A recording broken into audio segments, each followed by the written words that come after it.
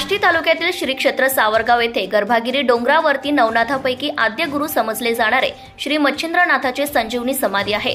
हा संजीवन समाधीचा उत्सव फाल्गुन अमावस्येला म्हणजे गुढीपाडव्याच्या आदल्या दिवशी मच्छिंद्रनाथाची संजीवनी समाधी ही वर्षातून एकदाच सर्वसामान्यांसाठी खुली करण्यात येते।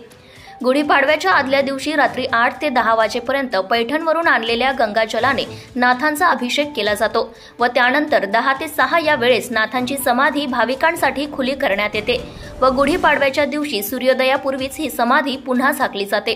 त्यामुळे गुढीपाडव्याच्या आदल्या दिवशी संध्याकाळपासूनच राज्यासह देशभरातून आलेल्या 5 लाखांहून अधिक भाविकांनी अंघोळ करत अर्धनग्न अवस्थेत संजीवनी समाधीवरती सुगंध लेप लावत दर्शन घेतले।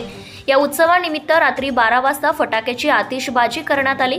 या फटाक्याच्या आतिषबाजीने नाथ भक्तांचे डोळ्यांचे पारणे फिटले। यावेळी विद्युत रोषणाईने मायंबा गड उजळून निघाला होता। या यात्रा उत्सवात सद्गुरू सेवेकरी मंडळ आष्टी यांच्या वतीने नाथ भक्तांना मोफत महाप्रसाद देण्यात आला। हा समाधी सोहळा रात्री मशालीच्या उजेडात चालू असतो। हा संपूर्ण गडाचा परिसर मच्छिंद्रनाथ बडे बाबा की जय नावाने दुमदुमून गेला होता। यावेळी सुरेश अण्णा धस, अहमदनगरचे खासदार सुजयदादा विखे, युवा नेते जयदत्त भैया धस, शिवाजीराव करडिले, मोनिकाताई राजाळे आदी आमदारांनी गडावरती भेट दिली। बीड प्रतिनिधी आदिनाथ ठोंबरे।